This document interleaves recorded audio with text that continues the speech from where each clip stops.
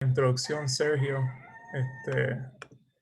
¿Verdad? Yo voy a estar hablando hoy, ¿verdad? Mi nombre es Carl Ortiz, como dijo Sergio, yo soy estudiante de cuarto año que está ya aplicando para neurocirugía este año. Y nuevamente yo estoy a la disposición más sincera de cualquier pregunta que tengan después de esta conferencia, no tan solo sobre los temas, sino también sobre, ¿verdad?, mi experiencia como estudiante de cuarto año y rotando y el proceso del match. Yo estoy más que dispuesto para contestar cualquier pregunta. En el background van a escuchar un montón de gallos. Yo vivo en el campo y pues desgraciadamente, o bueno, afortunadamente eso es una parte bonita de vivir en el campo, que puedes escuchar los gallos. Hasta que pues tienes que hacer un Zoom call y están ranteando en el background. Pero me gustaría entonces comenzar. Hoy yo voy a estar hablando esencialmente sobre lo que son las hemorragias intracraneales y cómo se manejan en su forma más básica, ¿verdad? Cada de estos tipos de hemorragias tienen un montón de investigación asociada, ¿verdad? Hay algunos que tienen un sinnúmero de randomized controlled trials y uno pudiera estar toda una presentación hablando sobre cualquier tipo de esta hemorragia, pero lo que yo quiero aquí en realidad es sintetizar la información, ¿verdad? Desde una perspectiva de estudiante de medicina, para que el objetivo es, ¿verdad?, cuando ustedes o quien sea que esté escuchando se encuentre con un paciente con un tipo de hemorragia de estos, pueda ya tener una set de playing cards para jugar, ¿verdad?, cuando se encuentre con esa situación. Entonces, cuando yo era estudiante, bueno, yo soy estudiante, pero cuando era un MS1, un MS2, alguien mencionaba una hemorragia en el cerebro y yo me imaginaba que eso era, wow, eso tenemos que salir corriendo para algún lado, esto definitivamente es horroroso. O sea, a mí me presentaban estos son CT scans, ¿verdad? Axiales de varios diferentes tipos de hemorragia. Y ustedes ven esto y dirían, wow, esto, ¿verdad? Hay unos que se ven más feos que otros. Yo como estudiante de medicina primer año, lo único que yo podía decir era, esto aquí se ve, ustedes pueden ver el mouse, ¿pueden ver eso? Sí. ¿Se ve el mouse? Ok. Yo hubiera dicho, wow, aquí lo que veo es algo bien bright, bien hiper intenso, ok, ¿qué es eso exactamente? Um, y lo que yo los quiero llevar es, ¿verdad?, que no todo tipo de hemorragia, ¿verdad?, que uno ve necesariamente constituye una emergencia quirúrgica, ¿verdad?, que nosotros tengamos que operar. Pero eso vamos a estar discutiéndolo más, ¿verdad?, según vaya progresando la presentación. Y para nosotros entender verdaderamente bien esto de las hemorragias, tenemos que entender qué son los componentes que hay dentro del cráneo, ¿verdad? El cráneo, ¿verdad?, es simplemente este shell duro de hueso que rodea nuestro cerebro, ¿verdad? Pero nuestro cerebro también está compuesto de muchas otras cosas, particularmente, y lo que es bien pertinente para esta discusión, son los vasos sanguíneos, ¿verdad? Tenemos una serie de venas, de drenajes venosos, ¿verdad?, y de arterias que suplen el cerebro. Y donde sea que haya un vaso sanguíneo, esencialmente puede haber una hemorragia. Y el cerebro es una estructura que está altamente vascularizada, ¿verdad? No es sorprendente que las hemorragias sean un big issue con el cerebro. Pero entonces, ¿verdad? Estas son estructuras básicas que también es pertinente para la discusión. Como se pueden recordar de anatomía, el cerebro también está cubierto de 3 capas que se llaman las meninges, ¿verdad? Estará dura mater, el arachnoid y la pía, que está directamente pegada.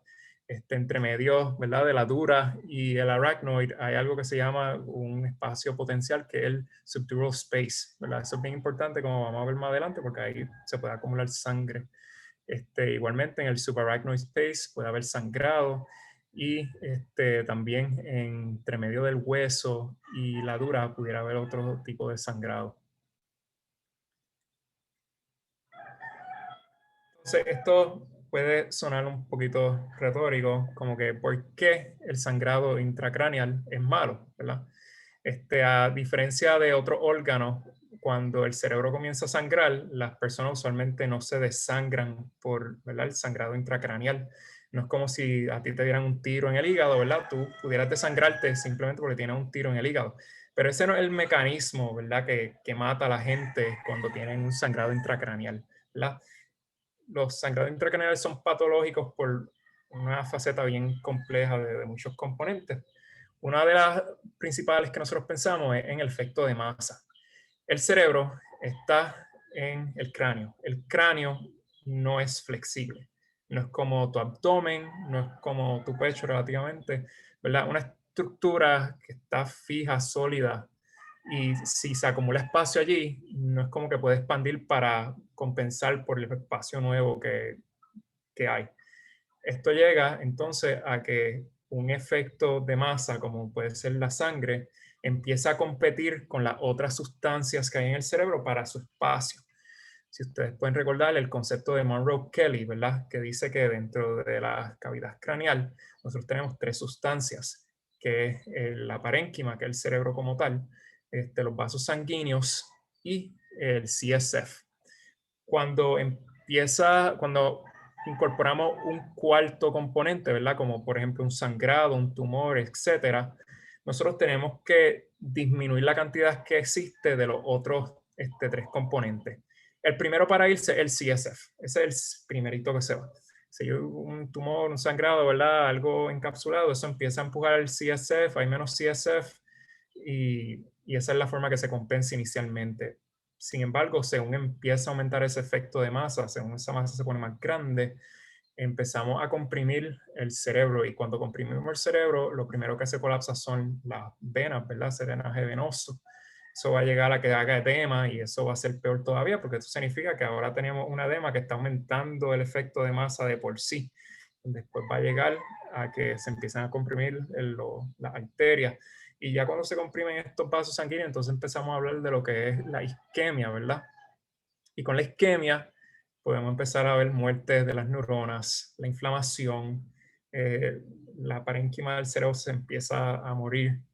Y con eso, ¿verdad? Recuerda que estamos hablando del cerebro, no del hígado. Llegamos a que haga toda esta fatalidad, ¿verdad? Que está asociada a los sangrados.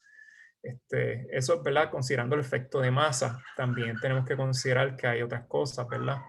La irritación, ¿verdad? De la misma sangre pudiera llevar a que, y la isquemia, ¿verdad? Pudiera llegar a que los pacientes empiecen a tener convulsiones. Las convulsiones que no se pueden controlar empiezan a llevar a daño neurológico, ¿verdad? También en parte porque las neuronas se excitan demasiado, empieza a aumentar mucho calcio dentro de la neurona y se mueren. También hay un concepto de vasoespasmo que vamos a estar tocando más adelante, que pudiera ser que un sangrado relativamente, ¿verdad?, bobo en términos de cuánta cantidad de volumen ocupa en el cerebro, pudiera llegar a que, ¿verdad?, el paciente se vaya en una isquemia gigante y pues fallezca, que esencialmente que tuviera un ischemic stroke. Lo otro es los disturbios electrolíticos, ¿ok? Cuando nosotros tenemos daño al cerebro, ¿verdad? Como pueden recordarse, el cerebro tiene el hipotálamo, tiene la pituitaria, tiene todas estas estructuras que son vitales para mantener el balance electrolítico. Eso también fomenta que los pacientes, pues, desafortunadamente fallezcan a causa de estos sangrados. Entonces, cuando nosotros estamos viendo un paciente que se nos consulta porque tiene un sangrado en cabeza, ¿verdad? Primero que nada, tenemos que seguir siendo, ¿verdad?, médicos. Recuerden, todo esto es un approach sistemático. Nosotros tenemos que obtener el historial de ese paciente. Cuánta edad tiene, que si tiene otras condiciones médicas. Importante de ese historial, ¿verdad? Cuando es un sangrado en cabeza, tenemos que preguntar mucho por pérdida de conocimiento. Ese paciente tuvo un seizure, ese paciente tuvo una caída, este paciente está cognitivamente inferior a lo que estaba antes que presentaran ¿verdad?, con el síntoma, el diagnóstico de sangrado. Bien importante, y esto es bien importante para las rotaciones de MS4. Pregunten si están anticoagulantes, ¿ok? Sangrado en cabeza más anticoagulantes es extremadamente relativo. Es relevant. Y yo diría que una de las cosas más pertinentes es entender cuál es el baseline del paciente. Muchas veces van a haber personas mayores que se presentan a la sala de emergencia porque las transfirieron de algún otro sitio en Puerto Rico.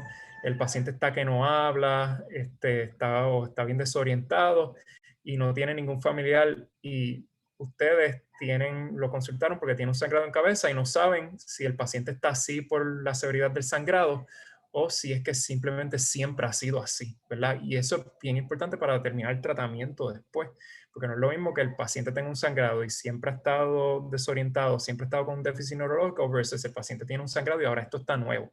Ustedes tienen que hacer todo lo posible por tratar de averiguar cuál es el baseline de ese paciente. Tú llamas familiares, llamas a los caregivers de los nursing homes, todo lo que tenga que hacer para tratar de descubrir el baseline. Lo otro es el examen físico. Este es un poquito más obvio, ¿verdad? Encontrar si tiene déficit neurológico, indicaciones de que el paciente se está herniando, ¿verdad? Las pupilas que estén blown o que los ojos estén, que estén disparejos, vital signs bien abnormales, ¿verdad? El Cushing reflex, que tenga hipertensión, bradicardia. Si ya tienen hipertensión y bradicardia, eso es, la herniación es bien prominente ya, ¿ok? También cuando los pacientes te vienen por sangrado en cabeza, tienes que hacer una evaluación de todo el cuerpo porque a veces son pacientes de politrauma, ¿verdad? Pacientes que le dio un carro, tienen costillas fracturadas, las cervicales las tienen rotas. Tienen que hacer esta examinación bien, ¿verdad? Porque los pacientes no solamente son un cerebro, ¿verdad? Hay muchas otras cosas que pudieran matar al paciente antes de que el cerebro los llegue a causar que fallezcan.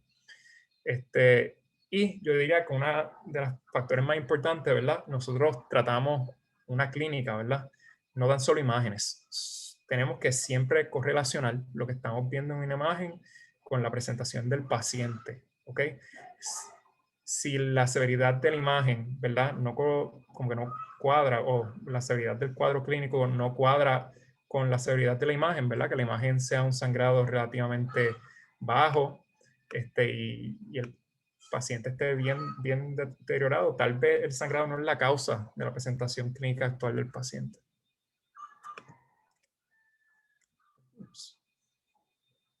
Ok, entonces, algo bien pertinente y high yield es cómo se ven los sangrados en los estudios de cabeza, ¿verdad? Yo diría que el go-to study para hemorragia intracraneal es el CT, ¿verdad? Sin contraste.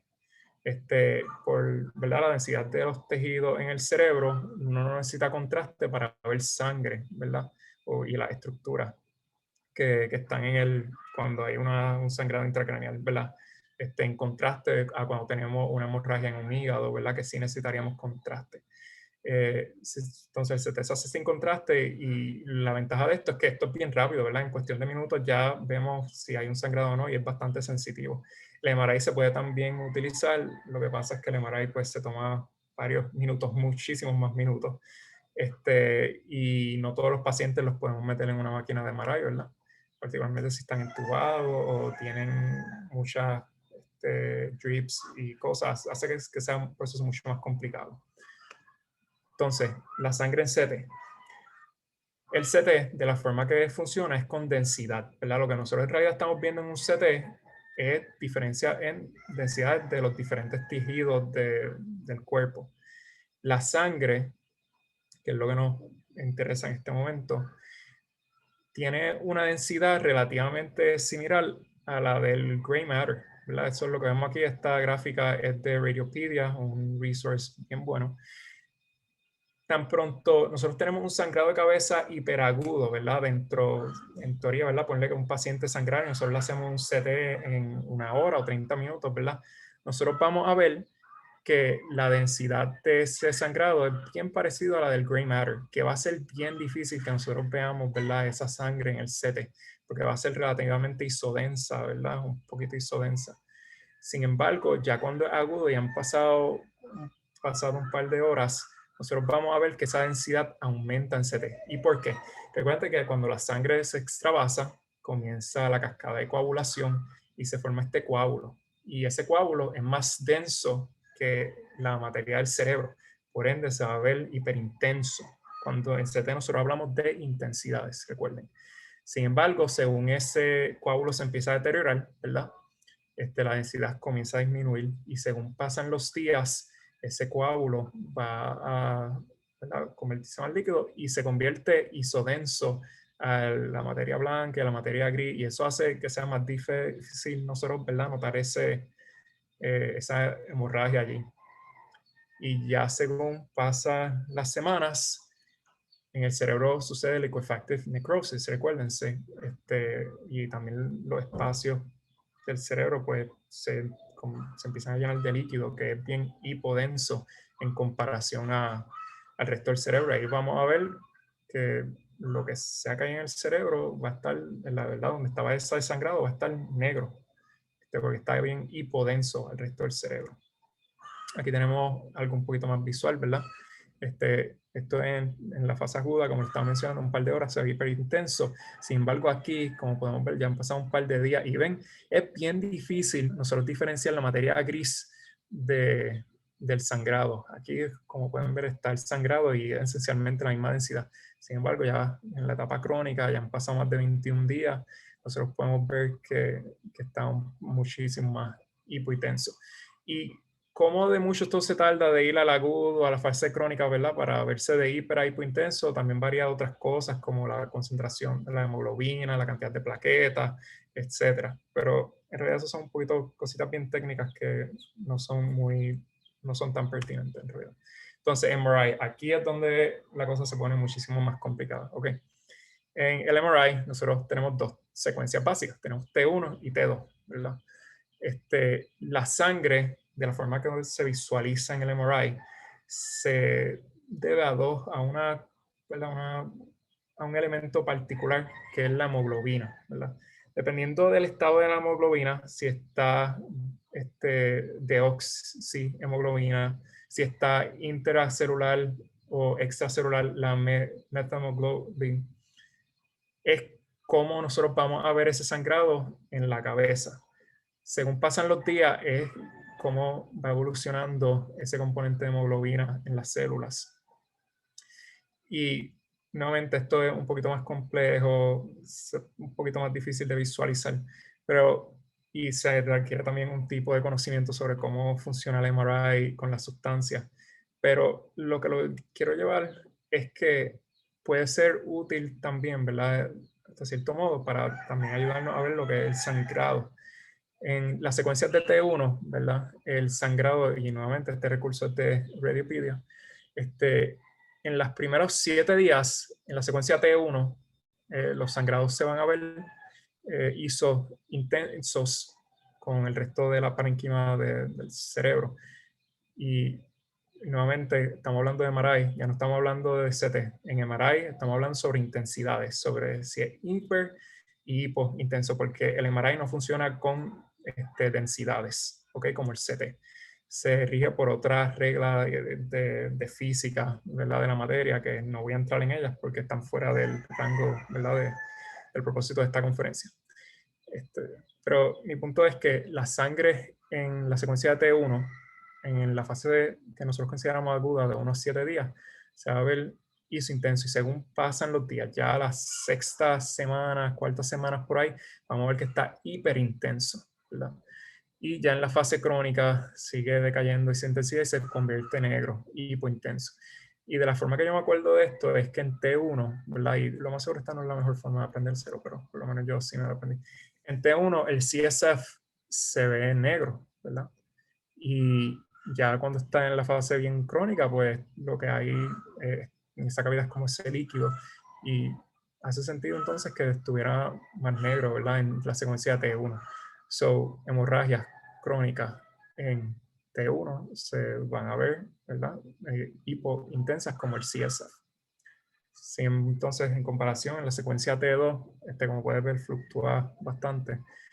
En la fase aguda, que son las primeras 48 horas, podemos ver que se empieza a poner bien hipointenso el área del sangrado. Y hasta ya la fase más crónica de 14, 28 días, que nosotros vemos que entonces se pone hiperintenso. Nuevamente, de la forma que yo me lo aprendí, es que pues en T2 el CSF se ve hiperintenso, tenemos ese líquido dentro de esa cavidad donde estaba el sangrado, hace sentido pues entonces que se vea hiperintenso como el CSF.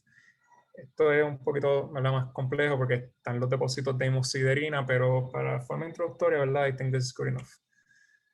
Entonces, cuando nosotros estamos hablando del sangrado que tenemos ese paciente en la cabeza, nosotros esencialmente lo que pensamos es que, wow, tiene esa sangre, nosotros deberíamos, ¿verdad?, sacar ese hematoma.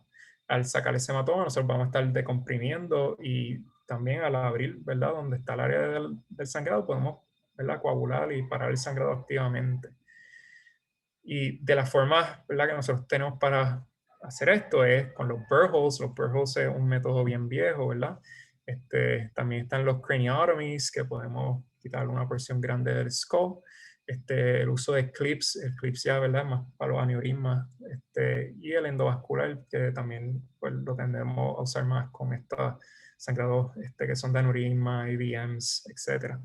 Pero no todo es tan straightforward, ¿verdad? No porque nosotros tengamos un sangrado, nosotros queremos meter al paciente en una sala de operaciones. ¿Por qué? Porque aquí nosotros estamos hablando del cerebro. Esto es bien invasivo, ¿verdad? Una craniotomía es bien invasivo. Los burr holes, aunque relativamente not that invasive, estamos haciéndole un roto a una persona en la cabeza. Eso expone a que las personas, ¿verdad?, acumulen aire, entren patógenos, etcétera. No es un procedimiento que es de poco, que es minimally invasive, ¿verdad? Esto es bastante invasivo. Entonces, cuando estamos hablando del general management de pacientes que tienen la hemorragia, ¿verdad?, que no estamos hablando de cosas quirúrgicas.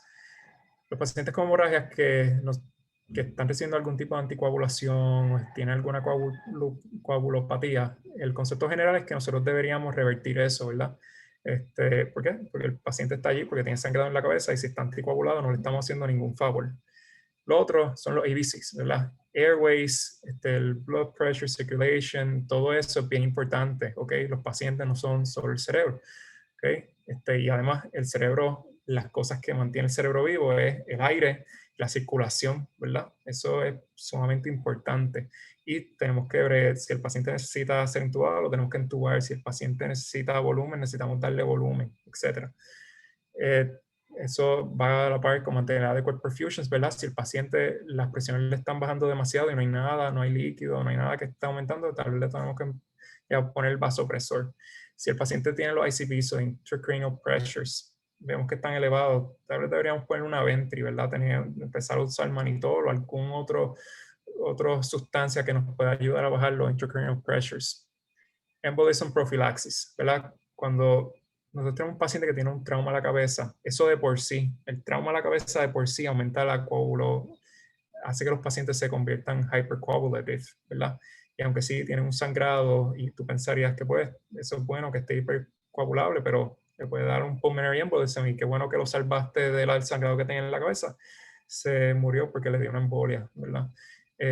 Nosotros tenemos que darle profilaxia a esos pacientes. Sobre si le tenemos que dar un anticoagulante, ¿verdad? Como estaba hablando, eso pues no sería lo que primero nos viene a la cabeza, pero hay ocasiones donde aunque el paciente tenga un sangrado, si vemos que ya está estable el sangrado, podemos considerar de comenzarlo en anticoagulantes.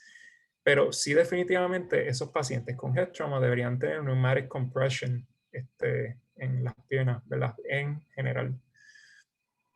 Seguir los TBI Management Guidelines, las hemorragias están asociadas, ¿verdad?, con traumas y nosotros, ¿verdad?, y respectivamente el tipo de hemorragia que tenga, deberíamos, ¿verdad?, empezar a manejar ese TBI por los guidelines establecidos y pueden leer eso un poquito sobre eso, ¿verdad?, aparte, pero again, no es el main focus de esta presentación. Y los electrolitos, como les mencioné, los pacientes con head trauma pueden tener mucho derangement, tenemos que estar bien pendientes porque si se nos pone una arritmia o un cerebral edema por una hiponatremia, ¿verdad?, tenemos un problema.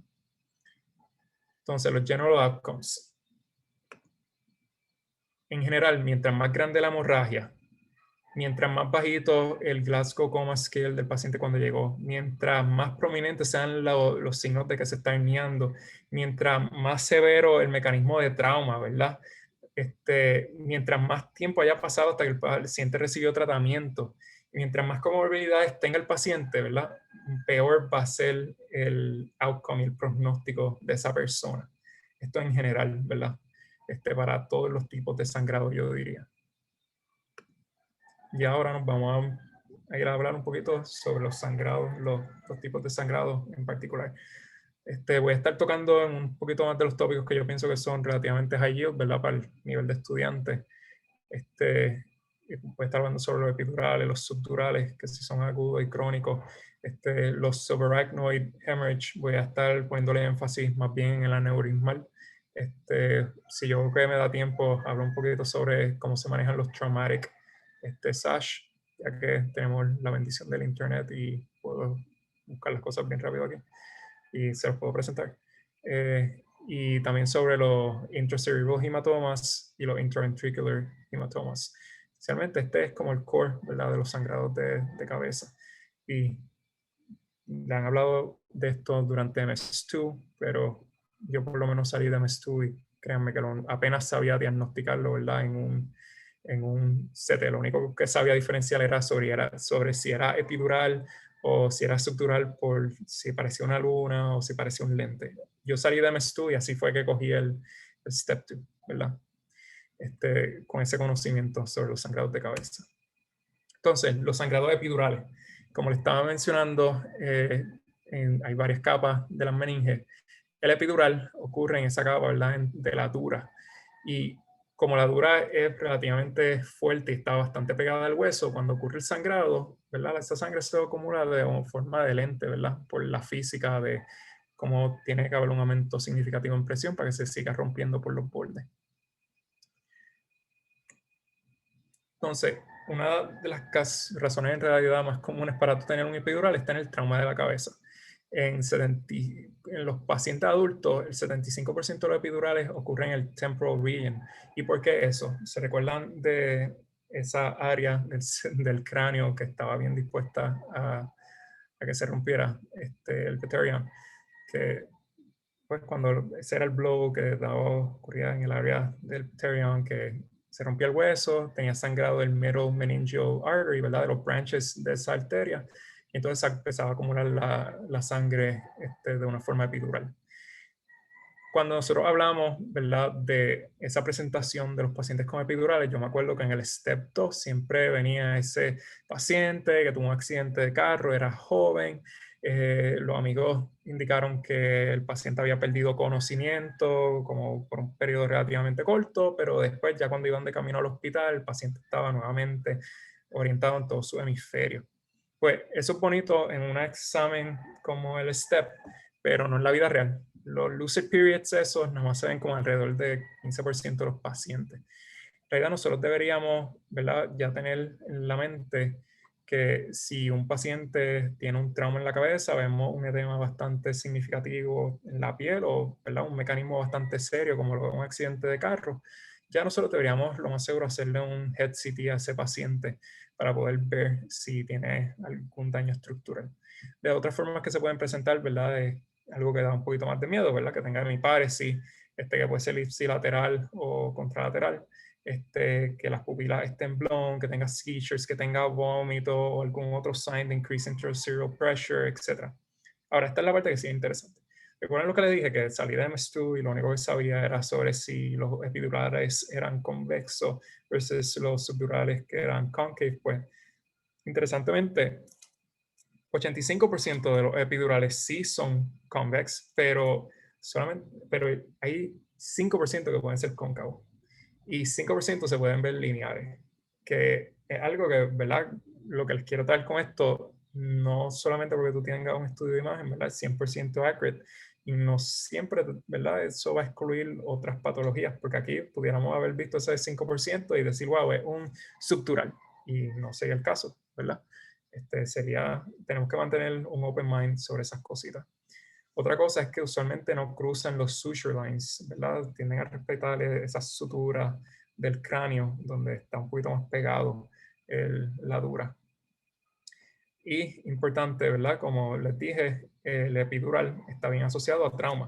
Y otra cosa que está asociado a trauma son los subdurales. Incluso hasta 20% de los epidurales se pueden encontrar con algún tipo de subdural.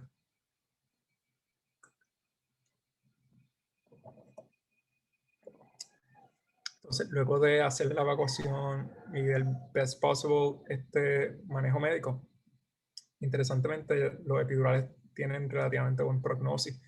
De hecho, hay hasta un paper que dice que la mortalidad de los epidurales debería estar desapareciendo prontamente o ya desapareció.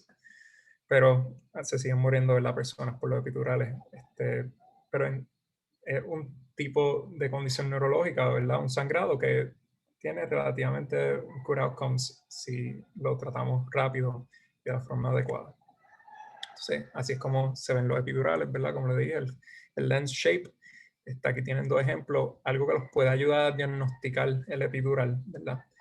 Es alguna fractura del hueso, ¿verdad? Aquí ponen el CT, estos son CT axiales, ponen el CT en bone window y van a ver, aquí tenemos la fractura. Entonces, el manejo. No porque tenga un epidural, ¿verdad? Se tiene que operar. ¿Cuándo es que nosotros tenemos que operar un epidural versus cuándo lo podemos dejar así? Y digo estas cosas, ¿verdad? Pero ninguna de estas cosas están escritas en piedra, las que les voy a estar mencionando. Esto depende mucho de institución a institución, de cirujano a cirujano, ¿ok? No hay un level 1 evidence que diga que tiene que ser así. Incluso mucha de la información que les voy a estar hablando es de nivel 2 o de nivel 3 o 2. Y, again, no están escritas en piedra. Pero esto es para que tengan un guideline general, ¿verdad? Ok, ¿cuándo nosotros podemos considerar no intervenir quirúrgicamente a un paciente que tiene un epidural? Un paciente, ¿verdad? Que tiene unos minimal neurologic symptoms, dolor de cabeza, lethargy, más, ok, no, es más que no tenga un déficit focal significativo, el GCS mayor de 8, que el hematoma sea menos de 30 milímetros o 30 cc de volumen, que el maximal thickness de ese hematoma no sea más de 1 centímetro y que no haya un midline shift de mayor de 0.5 centímetros, ningún síntoma de herniación. Ahí nosotros podemos decir, bueno, pues tal vez no tenemos que operar al paciente, pero si decidimos irnos por esa ruta, tenemos que estar bien conscientes de algo, que ese hematoma, ¿verdad?, puede aumentar en tamaño, el paciente puede deteriorar agudamente.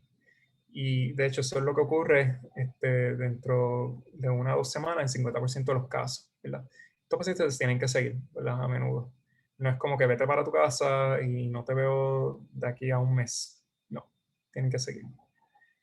¿Y por qué les digo esto? Porque de MS4, ¿verdad? Si tú tienes un paciente que, ¿verdad? Y esto lo digo porque lo van a ver.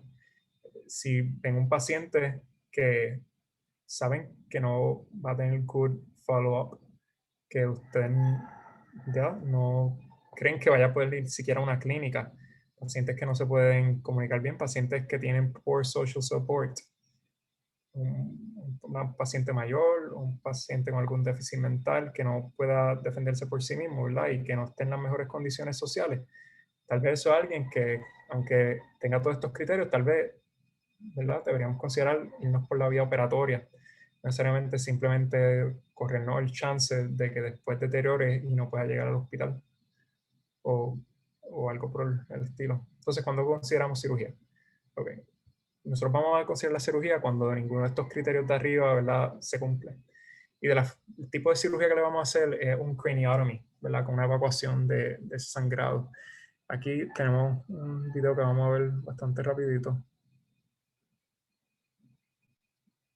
Y lo que les quiero enseñar es cómo se ve ese epidural, ¿verdad?, cuando está siendo evacuado. Porque es algo que yo simplemente no veía como MS2 y yo me imaginaba la sangre y la sangre no es nada como yo, ¿verdad?, de verdad me la imaginaba. Bien interesante. Entonces, en el craniotomy, ¿verdad?, que están exponiendo, ya tienen el hueso, van a proceder a hacerle unos rotos en el hueso, unos burr holes, van a hacer 3, y de ahí van a seguir con un saw, y a través de la circunferencia donde hicieron esos burr holes, van a crear un espacio, y con eso van a poder quitar lo que hay del skull cap, y allí esto es un epidural hematoma. Como ven, está inmediatamente luego de que tú quitas el skull, ahí está la sangre. No tienes que cortar más nada. Y eso es gelatina. ¿Ok? Eso, si hubiera hecho un burro por ahí, no iba a salir esa sangre, ¿verdad? Eso es bastante denso y tienes que basically scrape it, scoop it off. Pero esencialmente, ajá, eso era lo que querían que vieran.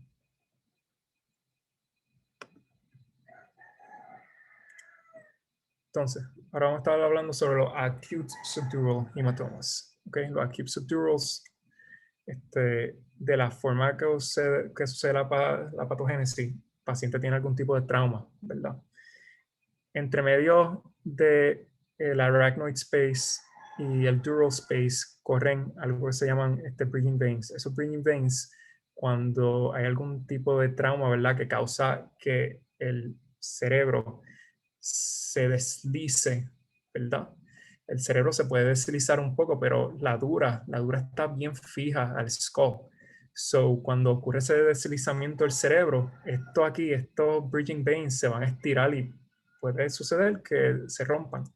Los pacientes que tienen coagulopatías, que tienen estas tendencias a sangrar, ¿verdad?, eso aumenta el riesgo de que esto vaya a suceder. Y los pacientes que son mayores, ¿verdad? Eso también es lo que nos enseñan en la escuela de medicina, que son mayores, tienen esta atrofia del cerebro, pues el cerebro tiene más baile dentro de la cavidad del cráneo y pues, es más propenso que esto suceda luego de un trauma que sea relativamente benigno como una caída. Entonces, como les mencioné, ese era el mecanismo de trauma. ¿Cuál es la presentación? Pues el dolor de cabeza, lethargy, dizziness. En realidad, esto es bastante not specific. El punto es que recuerden, si tienes head trauma, tiene algún síntoma, como quiera, le vas a hacer un head CT y lo vas a ver. Entonces, nuevamente, el clásico del concave appearance en CT puede ser lineal también. No va, ¿verdad?, a ser como el epidural que es convexo, ¿verdad? Va a seguir siendo cóncavo. Entonces, la prognosis. Esto es algo interesante. Hay un estudio que demostró lo que se conoce como el 4-hour rule, que cuando los pacientes operan dentro de las 4 horas del injury, eso estaba asociado con un 30% de mortalidad, con comparación a un 90% de mortalidad si se operaban luego de las 4 horas. Esto ha sido, ¿verdad? Eso era un estudio más viejito, con las técnicas nuevas que hay de tratamientos también y otras formas de analizar los estudios. Esto se ha convertido en medio controversial.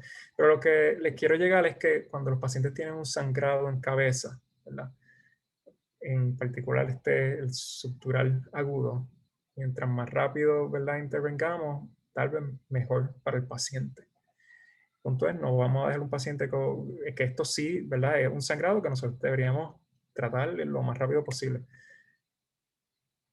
Aquí tienen ejemplos de cómo se ven en CT axiales. Entonces, nuevamente el manejo. Si está anticoagulado, deberíamos quitarle la anticoagulación nuevamente. Si el paciente está en un Glasgow coma deprimido, se recomienda que se le ponga un ICP motor o se le puede poner, ¿verdad?, también siguiendo los guidelines de trauma, porque esto está asociado a trauma. De hecho, está asociado a un trauma más fuerte que el epidural. Entonces, ¿cuál es el tipo de estructura que se va a operar? Que el thickness sea de 10 milímetros o más, un midline shift de mayor de 5 milímetros.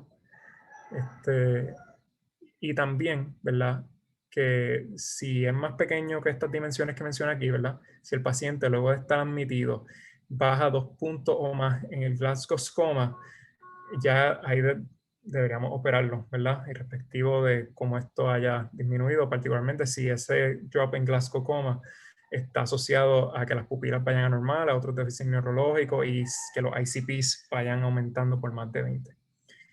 Y no, ¿verdad?, podemos considerar no operar todo lo que nos caiga dentro de este rango. El tipo del procedimiento se va a hacer una craneotomía como el epidural. Sin embargo, recuérdense que esto está en el espacio subdural, así que tenemos que abrir la dura para poder evacuar esa sangre.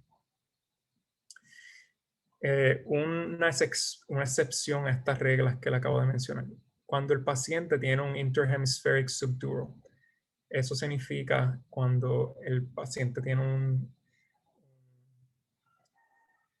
sangrado en el falx, ahí, ¿verdad?, ese sangrado midline, no es tan fácil tú ir y hacer un craniotomy. ¿Por qué? Porque dentro de ese midline también está el superior sagittal sinus. Y si hay algo bien malo en neurocirugía, cuando nosotros estamos abriendo el skull, es cortar uno de esos sinuses, porque eso va a sangrar un montón. Reparar eso se toma bastante expertise y el paciente le pueden dar una embolia de aire, es bien complejo, y lo que les quiero llegar es que cuando los pacientes tienen subdurales en esa área, se tiende a manejar más bien no quirúrgico. Pero si lo amerita, también se puede operar. Aquí tenemos un video rapidito de cómo se ve el procedimiento.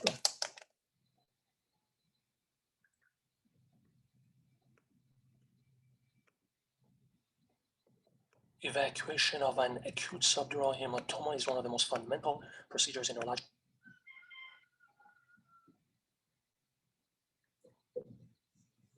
Ahí, si lo ven ahora mismo, The terreon is undrailed, the sphenoid wing is left el scope, intact, the dura y is aquí open in van a a permanent cortar la fashion, dura. and the hematoma is evacuated using suction. And number 4, Penfield dissector. Nuevamente ven If esa brainstorm is masa suspected because of gelatinosa. history of severe closed head injury, a larger craniotomy would be appropriate so that a generous craniectomy can be performed. Y that's it for that. Entonces, al otro espectro de los subdurales tenemos los subdurales crónicos. Eso, la patogénesis es bien parecida, ¿verdad?, a la del otro subdural, que es el agudo. La única diferencia es que el crónico ya lleva más de 21 días. De hecho, el crónico, por definición, tuvo que haber sido un agudo en algún momento. Ahora, como el agudo, ¿verdad?, además de que es viejo, se convierte en algo que nosotros consideramos crónico y crónico que causa muchos síntomas, ¿verdad? Cuando tú tienes esta hemorragia inicial, ¿verdad?, que se forma este coágulo, que tiene los clots, cuando es subdural, eso también tienden a migrar unos fibroblasts y empieza a ocurrir toda esta remodelación de tejido, ¿verdad?, en el coágulo. Y ese coágulo, según se va resolviendo, se forman esta membrana. Y esa membrana que está, ¿verdad?, creada por estos fibroblastos, también se vasculariza. Y eso es un problema porque esencialmente se ha creado algo que es bien parecido a lo que sería como una pleura, por ejemplo, ¿verdad?, un tipo de saco de ese tipo, que tiene vascularidad y esa vascularidad a veces es leaky. Y eso puede llegar a que, ¿verdad?, tengamos ahora ese espacio que está tirando este serum y en el cerebro y se empieza a acumular con ese líquido y se empieza a acumular con ese líquido. Y si el output de ese fluido es suficiente, eso va a llegar a que haya un mass effect, ¿verdad? Y es como si fuera un subdural agudo significante. Pero pues en este caso, en vez de sangre fresca, lo que está es con transudado de la circulación. Pero eso pues va a llegar a que se comprima el cerebro, ¿verdad? Y ocurren los mismos síntomas que tú esperarías con algún otro tipo de coágulo de sangre. Entonces, ¿cuáles son los factores de riesgo? Que tenga abuso crónico, ¿verdad?, de alcohol, que sean mayor los infantes. ¿Por qué los infantes? Recuérdense en el shaken baby syndrome, ¿ok? Que estén tomando blood thinners, que tengan seizures, que tengan muchos CSF shunts. Cuando causan CSF shunts, disminuye la presión intracraneal. Como disminuye la presión intracraneal, se dilatan los vasos sanguíneos y pues aumenta el riesgo de esto. Cuando yo estaba rotando por mi rotación de neurocirugía, esto de los subdurales crónicos era bien común. Y la presentación más común era una persona mayor que está en un Glasgow de 14, eso significa que está confundido, lo transfieren de su home una parte de la isla para el centro médico para que sea evaluado. Cuando se evalúa, se hace el historial, se habla con el team de healthcare del home, te van a decir que el paciente estaba todo bien y que vieron que hoy se cayó. Cuando lo llevaron al CDT más cercano y allí le hicieron un CT de cabeza y ahí notaron que tenía este subdural crónico.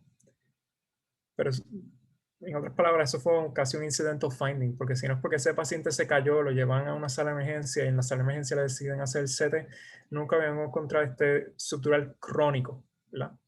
Crónico, no agudo, crónico. So, la caída que lo trajo al hospital ni siquiera causó un sangrado agudo. Pero le estoy diciendo cuál es la presentación y cómo lo van a ver. Además de eso, ¿verdad?, también pueden tener muchos otros síntomas, pueden parecerse mucho a demencia y como es crónico, a veces los pacientes pueden estar con estos síntomas por mucho tiempo y tú pensarías, esa persona es mayor y por eso es que está un poquito demente, por eso es que está un poquito desorientado y a veces lo que tienen es esto, un subdural. Y no es que tenga Alzheimer's, no es que tenga algo, ¿verdad?, de esa índole, simplemente un subdural. Importante Los subdurales crónicos se pueden bilateralmente en 20 a 25% de los casos. Cuando uno hace la cirugía, y ya de este no tengo video, lo que nosotros vamos a ver cuando estemos sacando ese líquido es motor oil, ¿verdad? Es como esa consistencia de aceite de motor, como ese color. Eso es lo que vamos a ver. Entonces, ¿cómo se maneja? Nuevamente, hay una forma quirúrgica de manejar las cosas y una forma no quirúrgica. Entonces, la quirúrgica. No pude encontrar, ¿verdad?, ningún cutoff de si mide tanto centímetros, si tiene tanto midline shift, ¿verdad? No es tan straightforward como el agudo. Los pacientes que se le puede atribuir bastante déficit al subdural, que vemos que tiene un midline shift bastante significativo o que tiene compresión significativo, pues entonces esos pacientes lo más seguro van a ir a la sala de operaciones y se le va a hacer un burr hole, ¿verdad? Como esto es líquido, esto no es una gelatina, esto no es algo difícil de sacar como el líquido, se puede hacer un burr hole. Y se hace el burr hole y se saca todo eso. Algo importante, ¿verdad? Es que estos subdurales crónicos a veces tienden a recurrir. De hecho, pueden recurrir de 10 a 20% luego que le hacemos ese drenaje con el burr hole. Una de las cosas que se ha encontrado que puede ayudar a disminuir eso después de la cirugía es dejarle un drain como por 48 horas en la cabeza a través de ese burr hole para que drene lo que sea que haya de exceso. Sobre si el drain debe ser subperiosteal o subdural, hay un recent randomized trial que encontró que los subperiosteal drains, aunque el estudio no encontró que fueran, it didn't meet the non-inferiority criteria. Sin embargo, sí se asoció el subperiosteal drain con menos infecciones y menos misplacements del drain. Esto, ¿verdad?, más bien el lenguaje de un ya más residente, pero pueden buscar más información de eso si desean. Entonces, el overall mortality después de un chronic subdural no es tanto, es de un 0 a un 8% luego de que se opera. También recuerden que estamos operando de la cabeza a una persona y estas personas tienden a ser mayores, so esto en realidad no es tan grande. No es como que es tan serio, ¿verdad?, cuando considera el tipo de paciente que estamos operando, que ya de por sí tienen mayor mortalidad por una cirugía. Entonces, ¿cuáles son las otras formas que se pueden manejar si no, ¿verdad?, necesariamente lo vamos a operar? Pues esto no está escrito en piedra para nada, para nada. Estos han sido unos trials y todavía esto no ha sido aceptado en muchos sitios. Se encontró que dar dexametasona, ¿verdad?, en pacientes que tienen chronic subdural hematomas, en el caso de cuando se fueron con cirugía, perdón, si se fueron con cirugía, se le da dexametasona, para después que se le quita el chronic subdural, encontraron que el dar dexametasona estaba asociado con que haya menos repeat operations, pero había más adverse events, ¿verdad? El tú dar esteroides, eso no es benigno, eso no es como tomarte una santa o algo por el estilo. Los esteroides tienen síntomas bastante serios. Así que aunque se encontró que pues disminuye el recurrence rate de un chronic subdural, pero tiene worse, ¿verdad?, tiene adverse events más serios. Eso lo más seguro no es algo que se va a adoptar así. Entonces tenemos el ATOC trial, que era el usar atorvastatina en los pacientes que tenían chronic subdurals. En no sabían, fueron pacientes que no se habían operado en China, ¿verdad?, pacientes chinos que no se habían operado su chronic subdural. Lo que se encontró es que a los pacientes que se dio atorvastatina, ese volumen del hematoma había disminuido y también había mejorado su función neurológica. Y de hecho, los pacientes que recibieron atorvastatina, al fin del día, menos de ellos se operaron. Eso es algo interesante, ¿verdad? Esto nuevamente era un Phase 2 trial, no un Phase 3 trial. Y también hay un trial de usar drains versus no drains luego del burr hole. Y este trial, ¿verdad?, confirmó que sí, el de bajarle el drenaje, como les dije anteriormente, se pone para disminuir el rate de que pueda recurrir subdural crónico. Entonces,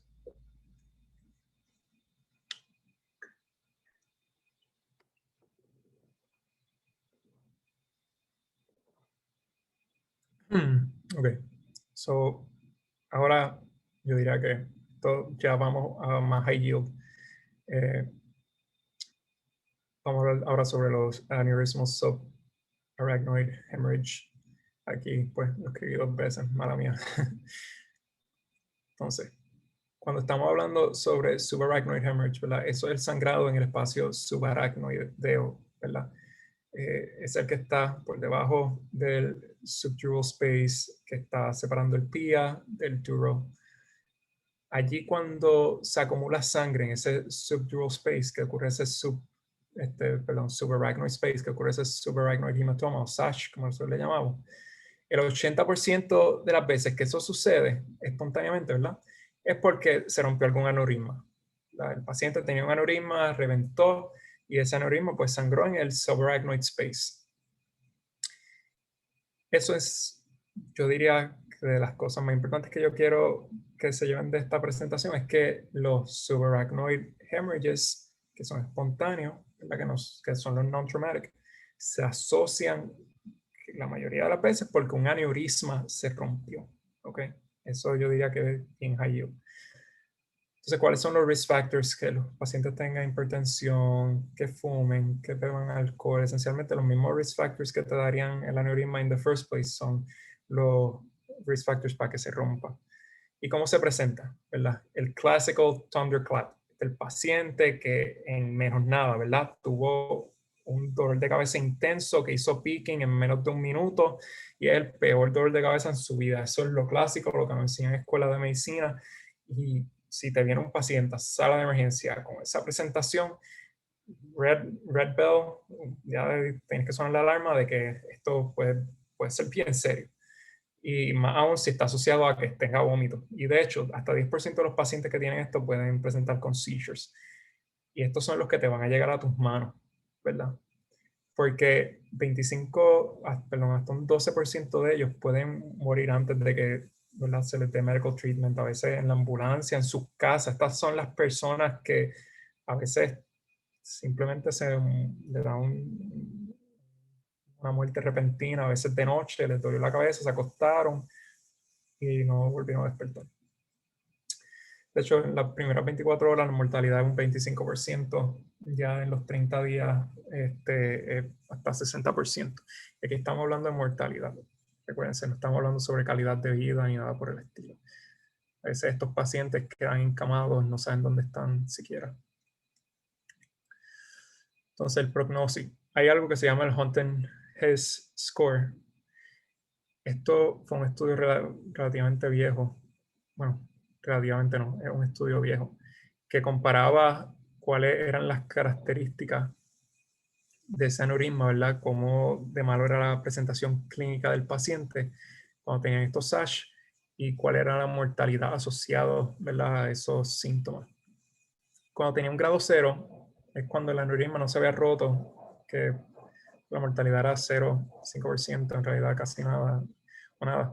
Asintomático, eso significa que sí tuvo un SASH, el aneurisma se rompió, pero lo que tiene es un dolor de cabeza bien bobo, un poquito de rigidez nucal, o está asintomático, pues la mortalidad similar a la que no se hubiera roto. Ahora, cuando el dolor de cabeza es de moderate above, ¿verdad? Tiene nuclear rigidity, pero no tiene déficit neurológico, ¿verdad? Ya ahí aumentamos de 2 a 10%, ¿verdad? Hasta 10% de la mortalidad. Eso es con el dolor de cabeza nada más. Esto es sin déficit neurológico.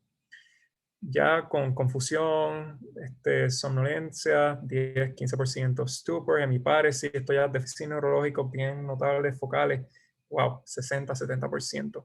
Y en coma ya aquí llegaba a 70-100. Como les dije, el estudio es bastante viejo. Ya pues los tratamientos médicos han mejorado inevitablemente, los cuidados intensivos han mejorado. Pero el punto de esto es, el take home message, es que mientras más síntomas tenga el paciente, cuando tú evaluaste, si tenía un SASH, mientras más síntomas tenga, peor es y mayor la mortalidad. Esa es la regla general, como le había mencionado anteriormente. Entonces, ¿cómo lo vamos a diagnosticar? Okay. Primero que nada, cuando el paciente tiene dolor de cabeza, el CTS, como les dije, el to-go method, tiene 95% de los casos, se va a ver si se hace dentro de las primeras 48 horas. Si salió negativo ese CT y tú estás sospechando que sí puede tener un sangrado subaracnoideo, le puedes también hacer un spinal tap para ver si hay sangre y santocormecia en ese CSF. Eso es útil, I guess, pero puede tener muchos falsos positivos. Y pues el MRI no es tan sensitivo dentro de las primeras 48 horas. ¿Y por qué esto es importante? Porque recuerda, les dije que dentro de las primeras 24 horas, el 25% de estos pacientes van a fallecer. Time is money aquí. Y mientras más nos tardemos en diagnosticar al paciente, más nos vamos a tardar y peor va a ser el outcome. Una vez que nosotros podemos, ¿verdad?, encontrar que ese paciente, mira, tiene un subarachnoid hemorrhage, ¿verdad? Tiene el subarachnoid hemorrhage, y me acabo de dar cuenta que no incluí fotos de subarachnoid hemorrhage.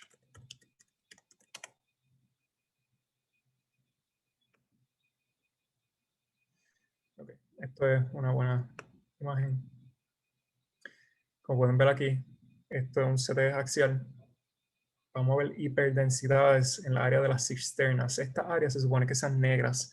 Cuando hay SASH, esto va a estar hiperintenso. ¿Okay?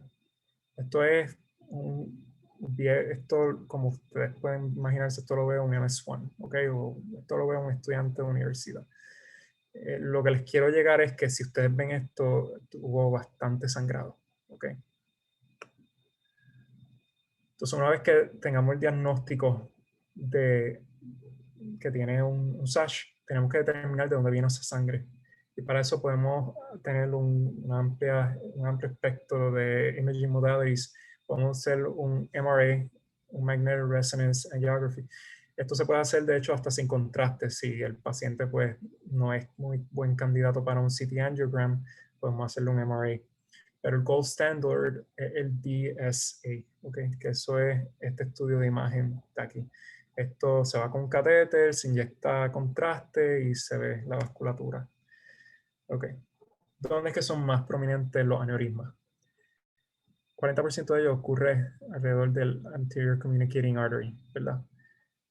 30% en branches del MCA.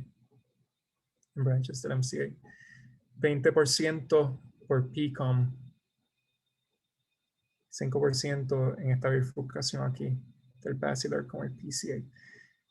Y no sé si se acuerdan de las clases de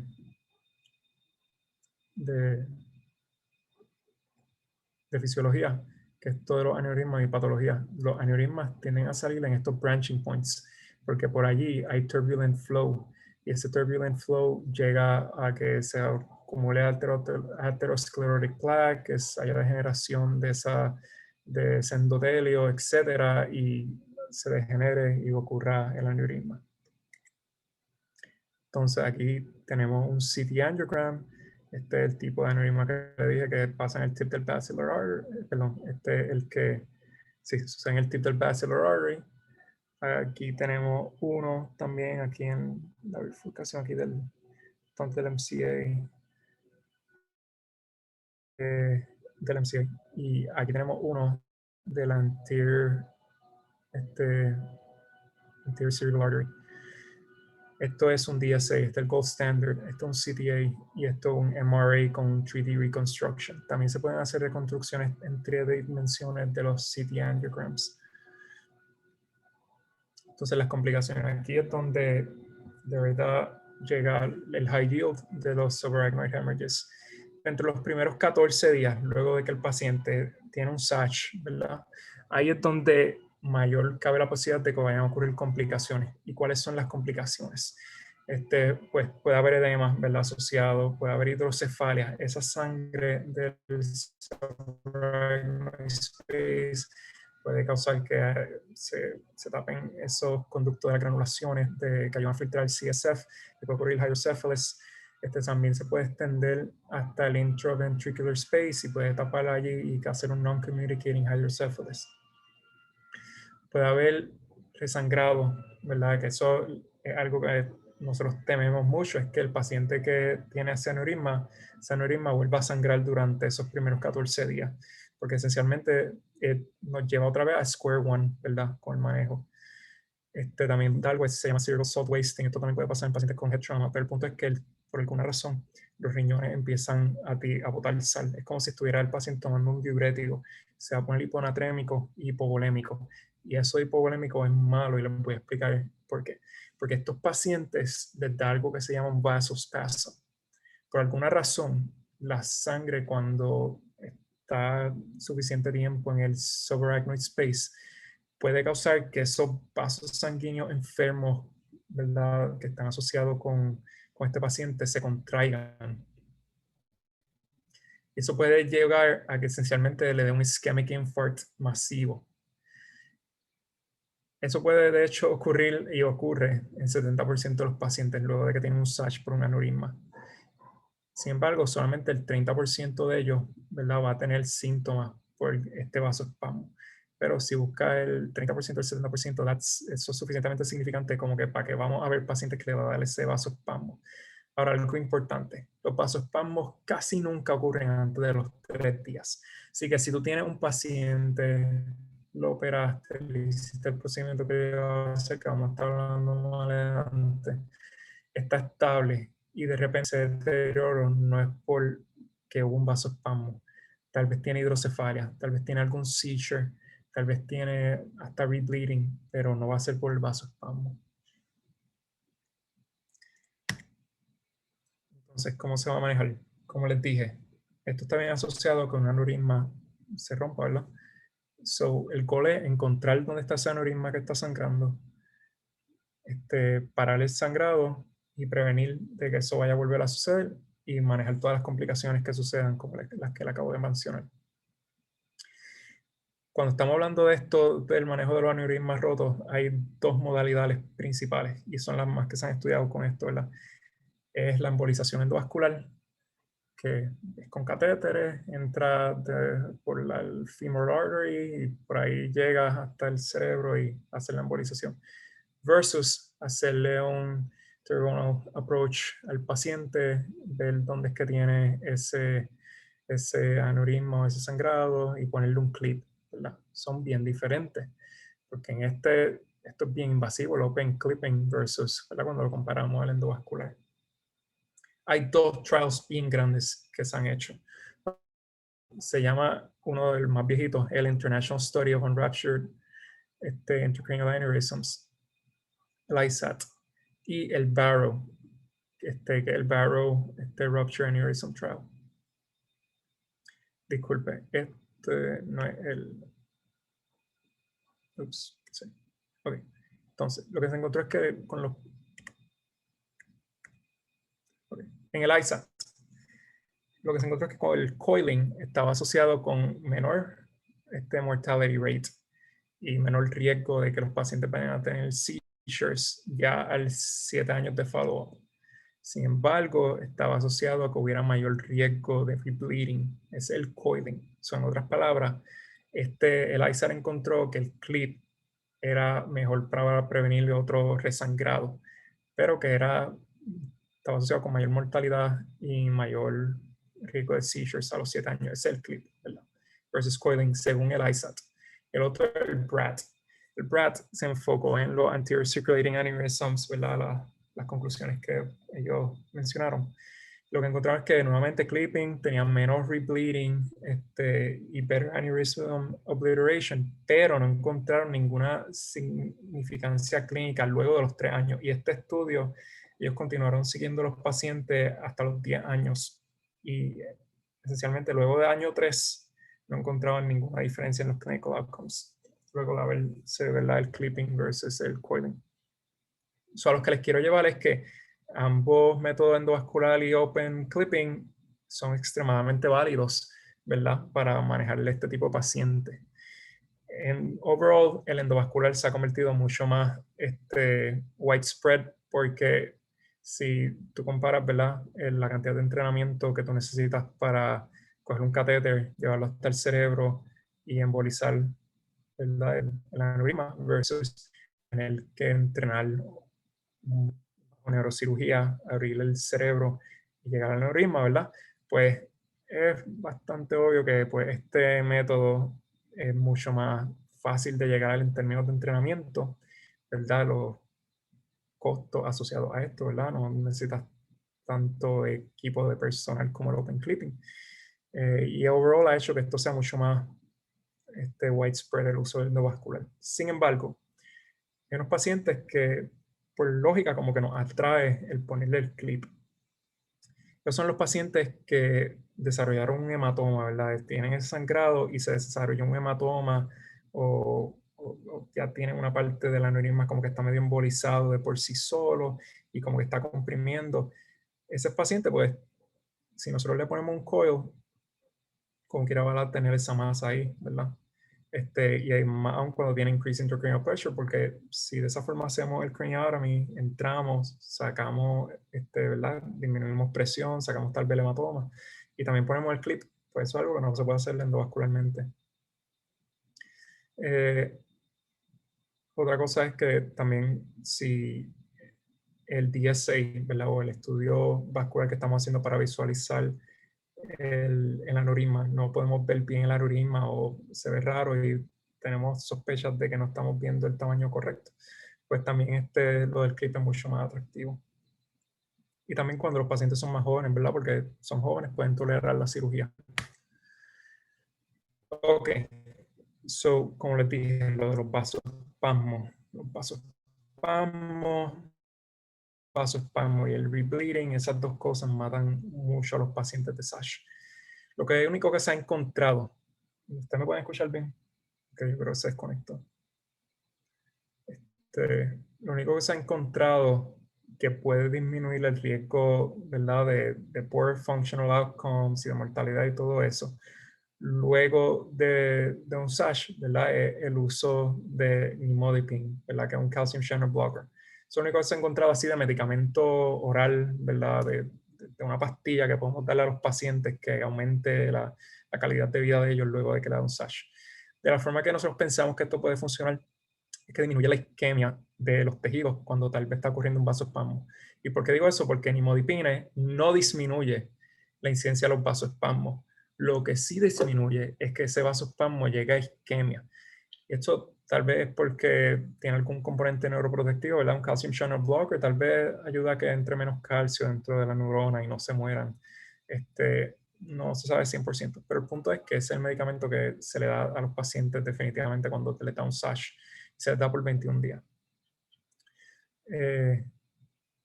Entonces, cuando estamos detectando un vasoespasmo, ¿verdad?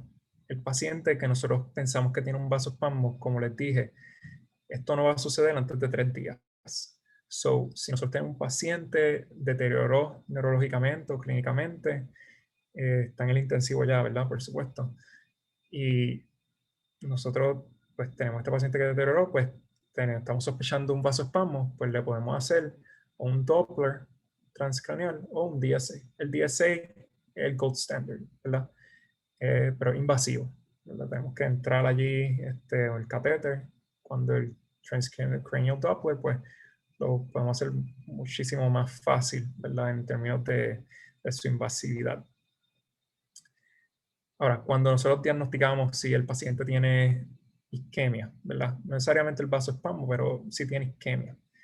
Sin o con vasoespasmo, lo que nosotros tenemos que hacer es tratar de perfundir esa área del cerebro a las malas, ¿verdad? Y eso nosotros lo hacemos dándole volumen al paciente y causándole hipertensión. Y la hipertensión se le puede causar con agonistas adrenérgicos. Y el punto de eso es que el paciente que tenga esa área de isquemia, ¿verdad? Nosotros como vamos a estar aumentando la presión, estamos obligando que entre perfusión por esa zona de isquemia. Ese es el purpose de esto. Ahora, hay otras terapias que podemos tratar.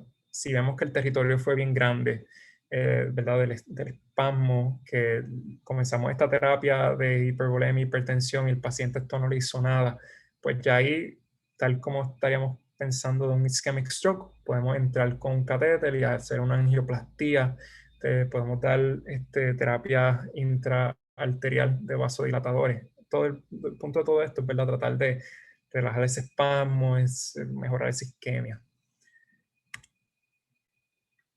Entonces, los intracerebral hemorrhages. Esto ustedes lo ven, yo, ¿verdad? Cuando lo veía decía, wow, eso se ve bien serio y es porque lo es, ¿verdad?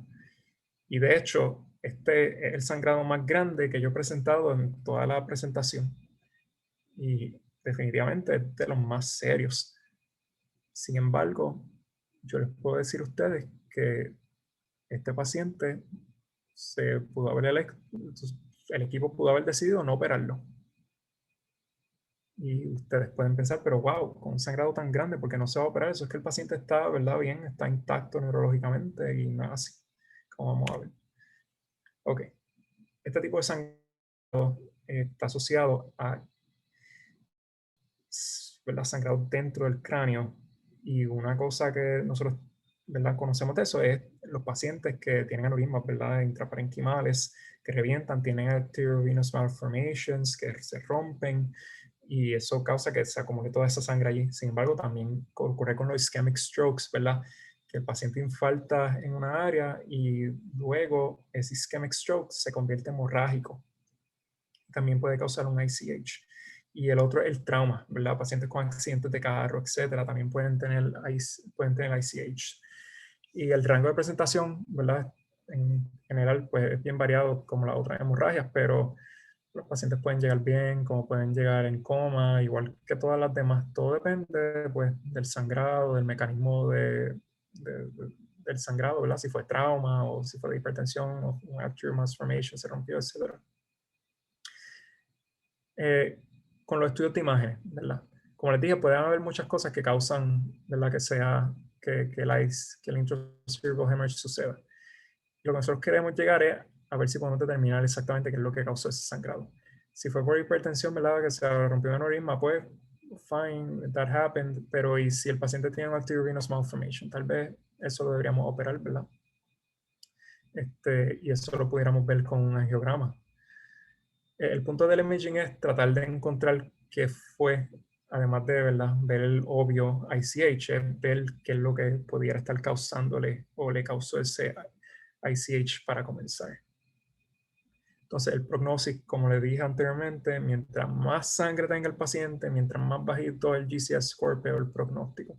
Aquí, si ya tiene más de 60 mililitros y el GCS score está a menos de 8, en 30 días, el 90% de este tipo de paciente va a haber fallecido.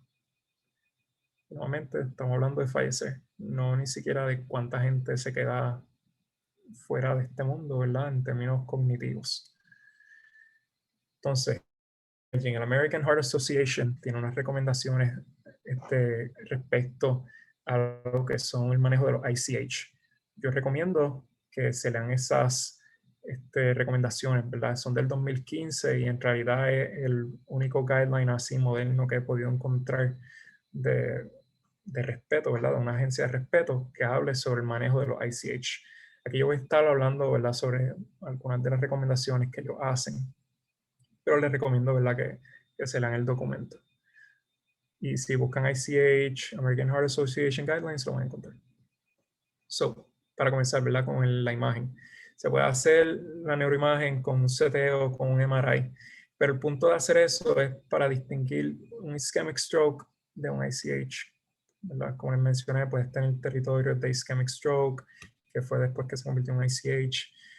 También se puede hacer un CT angiogram nuevamente para ver si estamos buscando algo como un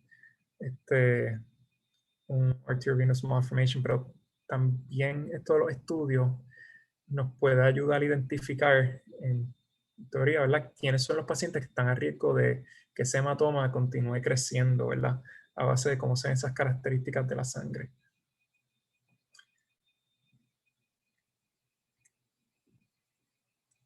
Entonces, eso es lo del imaging.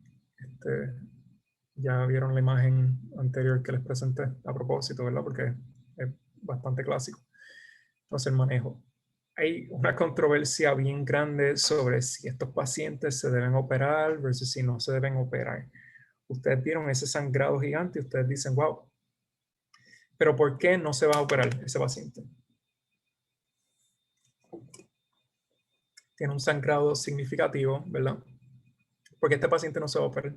El sangrado es bien grande. El paciente tal vez está deteriorado neurológicamente.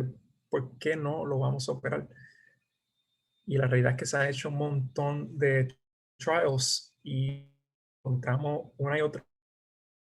No hay una manera perfecta de cirugía que haga que estos pacientes tengan mejores outcomes en comparación a que simplemente no lo hubiéramos operado y lo hubiéramos manejado con best medical management que no sea quirúrgico. Y eso a mí, por lo menos personalmente, me costaba, ¿verdad?, mucho entenderlo, porque yo digo, wow, aquí tenemos una masa, está causando mass effect, está causando la isquemia. ¿Por qué no vamos a operar al paciente? ¿Por qué la cirugía de por sí no mejora los outcomes del paciente? Y déjenme decirles que se han hecho estudios hasta con minimally invasive approaches, con un catéter pequeño que no se tiene que hacer un roto muy grande en la cabeza, y con todo y eso sigue dando los mismos resultados de que no hay un gold method que vaya a hacer que estos pacientes los operemos y salgan bien. Y la realidad es que este cerebro, miren el tamaño de esto, ¿verdad? Este cerebro en cuestión tal vez de horas o quién sabe hasta minutos, tuvo que acomodar todo este tejido. El cerebro de por sí, ¿verdad? Si se acuerdan tal vez del laboratorio de anatomía, tiene una consistencia como de gelatina, ¿verdad? Es como, no sé cómo describirlo además de eso, a mí siempre me pareció como una gelatina bien dura. Esa gelatina cuando tiene un tumor o un sangrado bien pequeño, pues se acomoda y puede como que ir expandiendo poco a poco, poco a poco. Pero cuando tú a esa gelatina le inyectas un volumen demasiado grande de repente, de sangre o de lo que sea, va a romperse. Se va a romper por adentro esas conexiones de materia blanca. Esto por aquí lo que pasa en materia blanca, esas conexiones se rompen. Y no tan solo eso, esta masa acaba de hacer una isquemia devastadora en el cerebro. Esto está comprimiendo todos estos vasos sanguíneos de una forma aguda. El cerebro no tuvo suficiente tiempo para compensar. Esto está causando una isquemia bien seria. En otras palabras, ya a veces estos sangrados le hacen tanto daño al paciente para cuando llega a nosotros, a nuestras manos, que a veces por más rápido que nosotros intervengamos, por más minimally invasive que hagamos el approach, el daño ya está hecho. Y pues por eso es que por más clinical trials que se han hecho, no se ha encontrado todavía como que algo perfecto, ¿verdad?, para estos pacientes. Y simplemente hay pacientes que tienen sangrado así que no se operan. La excepción de esto son cuando el sangrado es el posterior fossa. Entonces, en el posterior fossa tenemos el cerebelo y tenemos el brainstem. Ahí cuando ocurre una hemorragia, no hay mucho espacio, ¿verdad?, para compensar. Y si esa hematoma, esa hemorragia comprime el brainstem, that's game over, ¿verdad? So, esos pacientes se le hace una decompresión al nivel al subcépalo, decompression, para remover toda esa presión. Y no se hace randomized control trials, no se hace nada, porque de verdad nadie quiere. ¿Quién va a hacer un randomized control trial donde tenemos un paciente con sangrado, ¿verdad?, en el posterior fossa, y vamos a comparar si lo operamos versus si no lo operamos, ¿verdad? Ok. Entonces, ya que la cirugía es como que controversial, ¿qué es lo que podemos hacer por estos pacientes, ¿verdad? Pues lo que recomienda la American Heart Association es que se mantenga la presión alrededor de 140 milímetros de mercurio, controlar esas presiones, ¿verdad? No queremos que el paciente tenga este sangrado y bien alta también driving a que se siga expandiendo este hematoma. Esencialmente nosotros lo que queremos es prevenir que ese hematoma crezca más de lo que ya está. Y para eso pues podemos tratar de controlar las presiones. No queremos poner los hipos muy bajitas porque ese hematoma también está ocupando espacio que está causando isquemia. Y si disminuimos la presión, también disminuimos la perfusión del cerebro. So, no lo queremos muy alto, no lo queremos muy bajito. Pero again, este tipo de evidencia que nos dice, bueno, lo otro que podemos hacer también es ponerle un shunt, una ventri, un ventricular drain, por si vemos un hydrocephalus, se puede hacer eso también para bajar los ICPs. Ahora, cuando los pacientes tienen un Glasgow bien deprimido, mayor, igual o menor a 8, ¿verdad? Tiene síntomas de herniación, lo podemos ver en el CT, tiene IDH o hidrocéfalo. Nosotros pues podemos empezar a tratar de controlar esto de las presiones intracraneales, y el punto de eso es nuevamente mantener la perfusión, porque la perfusión del cerebro es la intracranial pressure, ¿verdad? En relación también a la perfusión de las arterias, que es la presión del systolic blood pressure con el mean arterial pressure.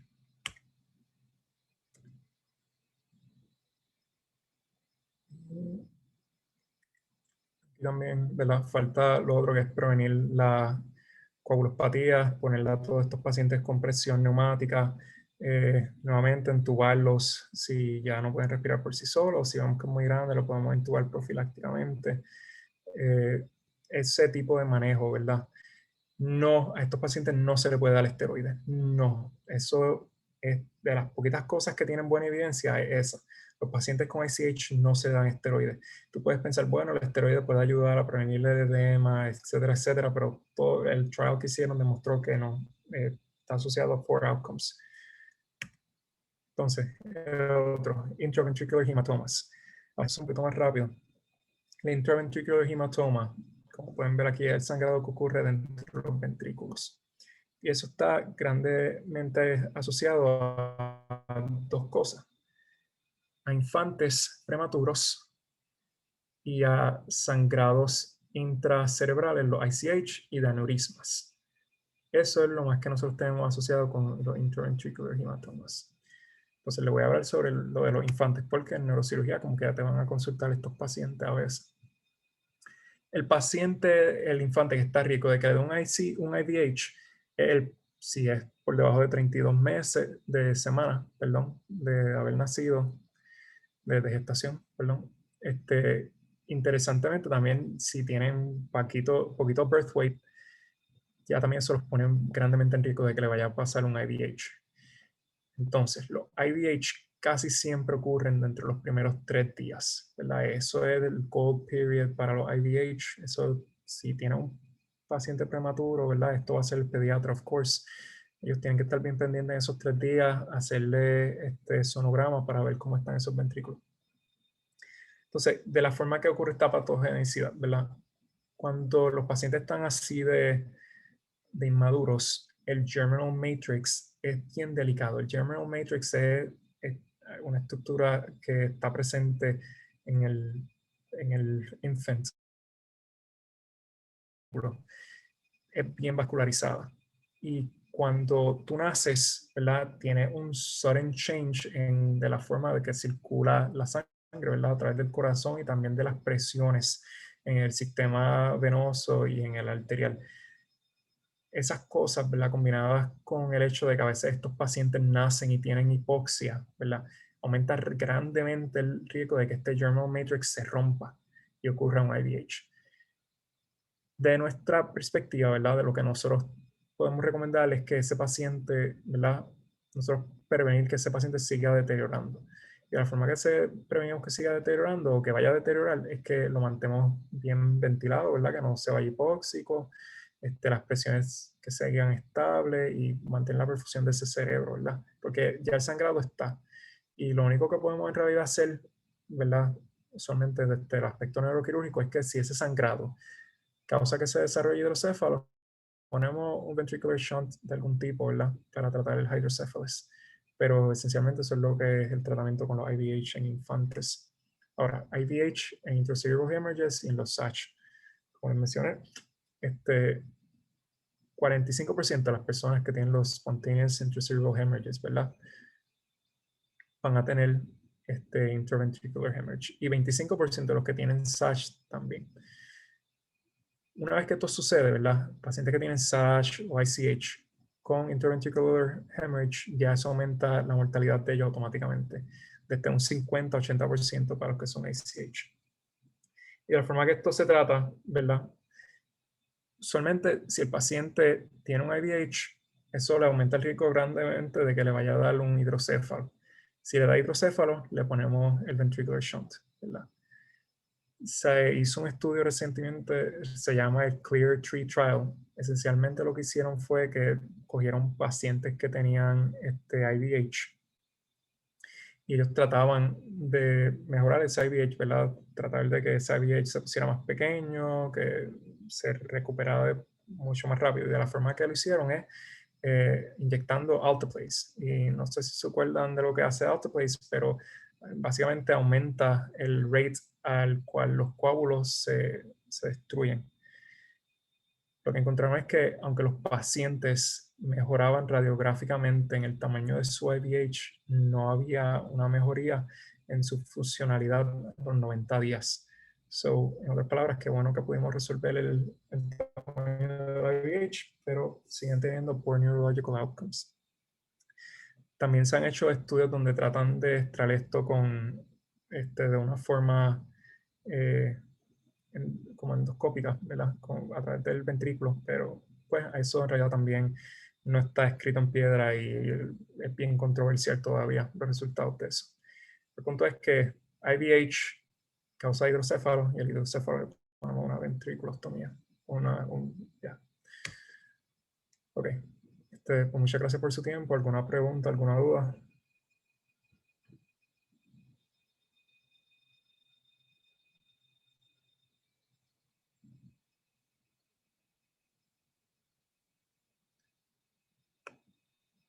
Pues, si no tienen ninguna duda, Javier, tú sabes cómo hacer para de que haga el sharing.